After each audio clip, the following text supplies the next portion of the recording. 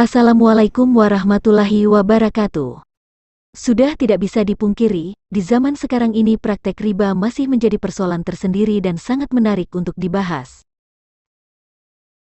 Mungkin sebagian besar dari kita belum tahu bahwasanya riba tidak hanya dilarang di kalangan umat muslim saja, melainkan juga dilarang oleh dua agama yang lainnya, yaitu Yahudi dan Nasrani. Benarkah demikian? Para pakar sejarah ekonomi menyimpulkan kegiatan bisnis dengan sistem bunga telah ada sejak tahun 2500 sebelum Masehi, baik Yunani kuno, Romawi kuno. Pada tahun 2000 sebelum Masehi, di Mesopotamia, wilayah Irak sekarang, telah berkembang sistem bunga. Sementara itu 500 tahun sebelum Masehi, Temple of Babylon mengenakan bunga sebesar 20%. Riba menurut pandangan Yahudi. Orang-orang Yahudi sangat dilarang mempraktekkan pengambilan bunga. Ini dapat dilihat dari kitab suci yang mereka punya. Old Testament, Perjanjian Lama, maupun Undang-Undang Talmud.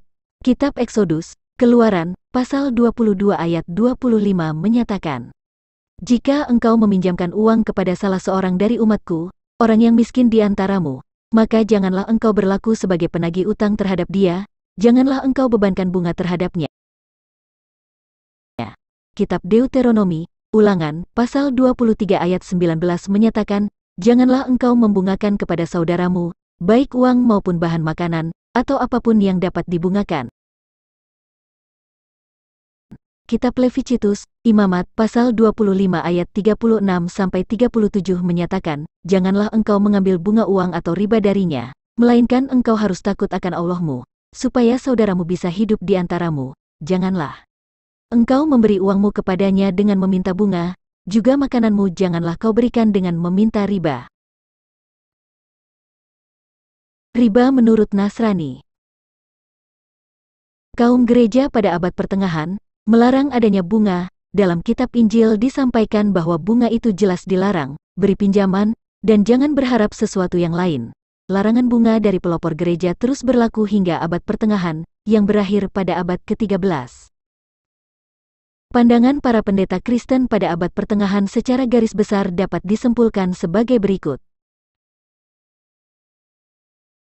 1. Bunga merupakan suatu tambahan atas pinjaman yang diberikan, yang telah diperjanjikan pada saat awal. 2. Pengambilan bunga adalah sesuatu yang sangat dilarang.